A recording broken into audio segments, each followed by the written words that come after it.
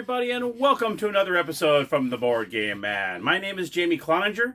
Today we're going vintage, back to 1979, the year my sister was born, with Dead Stop. This is made by Milton Bradley, two-player game. Let's go to the gamer's table, and I'll show you how to play it.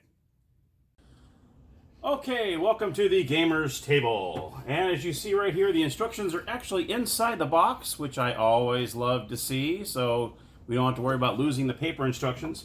And this is actually a brand new copy. Here is the board on both sides. Okay, you have two sides of the board.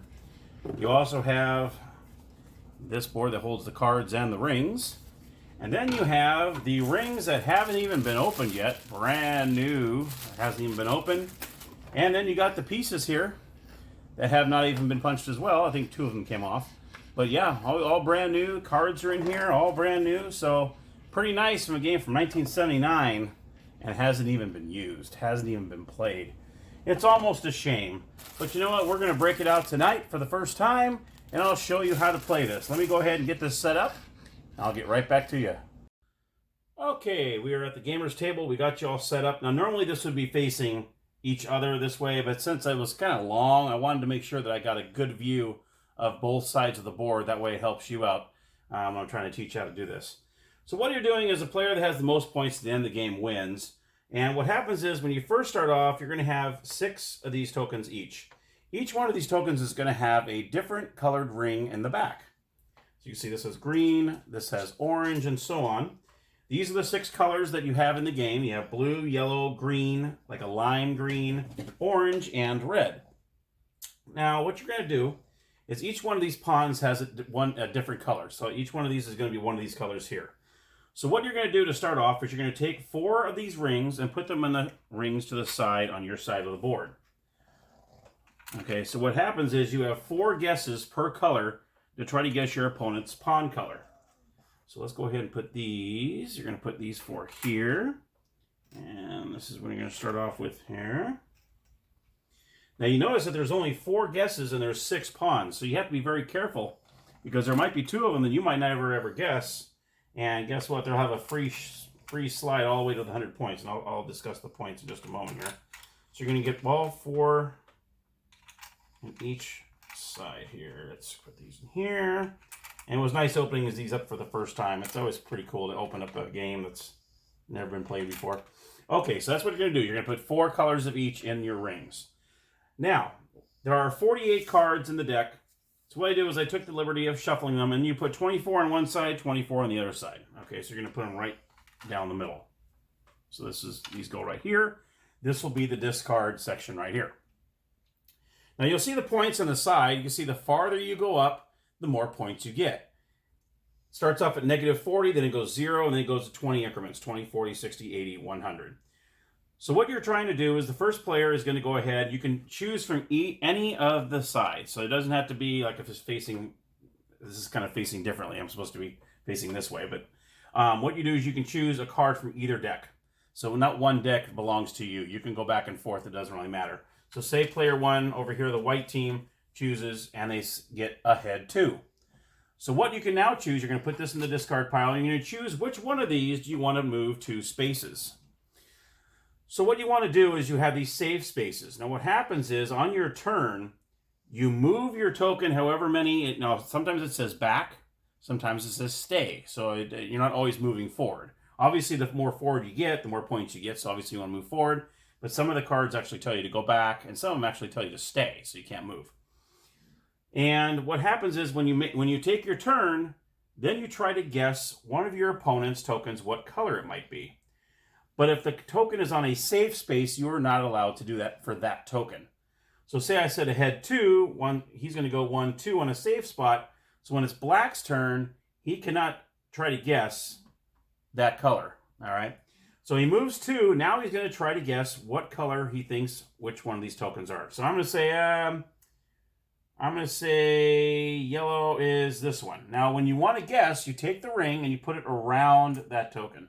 All right. So now that player is going to take a look. Oh, it's orange. So I did not get it right. So he goes, nope, you got it wrong. Now, obviously, if this is facing the right way, I wouldn't be able to see the colors in the back, and neither would their player. So that you definitely don't want the player to see what color it is. So I got it wrong. We're good to go. That's the end of the turn. So now player 2, player black, goes and says, okay, I'm going to go ahead and draw a card from here. He draws a head 2 as well. So he goes ahead and places that there. And he's going to go ahead and move to a safe spot as well. Now he gets to choose one of my tokens and tries to guess what color I have, except for this one, because I'm on a safe spot. You're not allowed to do that. So he's going to say, okay, I'm going to choose blue. He's going to take it from here. I'm going to choose this one. Well, he is wrong. It is a yellow. So that's the end of the turn. Nothing else happens. Here comes white. White's going to choose a card here, and he chooses stay. So what happens is he does not get to move any of his tokens forwards or backwards. He stays where he's at. But you still get to guess a ring color over here. Okay? So I'm going to say, I'm going to take, I've got to take from this side. Take yellow. I'm going to choose this one. Ding, ding, ding. There you go. I chose the right one, so this one never moves. So this one is now dead stopped, which means now that token cannot move anywhere else, and that player is going to end up getting negative 40 points for that one because I guessed it correctly. Play continues on. White will draw, and white draws a head 3. So I can either choose, I'm going to go ahead, I'm going to say, hey, I'm going to go for it, or I can go for put this one on safe, or I can just go 1, 2, 3. Okay, and then I'm up to 80 points. But like I said, this player gets to choose what color. Actually, I get to choose next what color I think is what. So I already know that yellow, that is the correct one. Okay, so I know that that's good to go. So now I know that since I got yellow right, you're going to take the yellow rings off your board and put them down in front of you in the tray.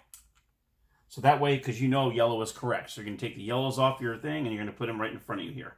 That way you're not guessing yellow anymore, because you don't want to keep the yellow there because, you might forget. So you take the yellows off once you guess correctly. So for this one, I'm going to say I'm going to go, let's see, I can't guess on that one because it's on a safe spot. So I'm going to say I'm going to guess green is this one. Ooh, that is incorrect. That is actually blue. Okay, so that is incorrect. My turn is over, and so on.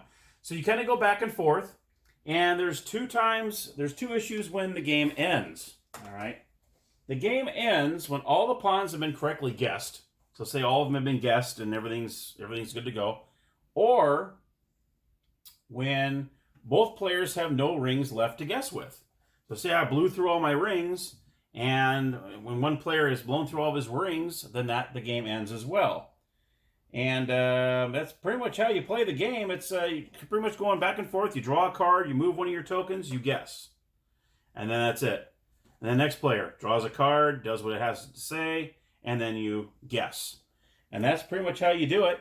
And then what you do is say at the end of the game, it's, you kind of go like this, and kind of happens like this, whatever. And what you do is you just add up all the points. And one more rule is, if you need to be able to move your pawn when you can, but say you're like right here, and you want to get to the 100, you do not have to get into the 100 on an exact count. So you can say move 2, you can actually move that 1 and be to the 100, and you're fine. So you don't have to get in there in an exact count. So whoever has the most points at the end of the game wins it. All right, my friends, that is Dead Stop from 1979, Milton Bradley. I know it's only a 2-player game, but who cares? You don't always have 3, 4, 5 players to play. And it's a really fun 2-player game. It really, really is. And you have to use your brain. You do a process of elimination. Okay, it's not yellow. Okay, it's not orange. It's not blue. And it's really cool. I really, really like that idea. And anybody can win at any time. So you won't see any trivia games behind me. I'm not big on trivia stuff. Some people might be really good. Like if I were to play a music game, I'd probably bomb. But if you gave me a movies game, then I'd probably do pretty well. And I just don't like that kind of thing. I just like everyone starts off, and it's a even playing field. If you enjoyed the episode, click on the like button down below. I'm always looking for subscribers, so if you want to be a subscriber, click on the subscribe button along with the notification bell. That way you're notified of any future upcoming episodes. And until next time, happy gaming!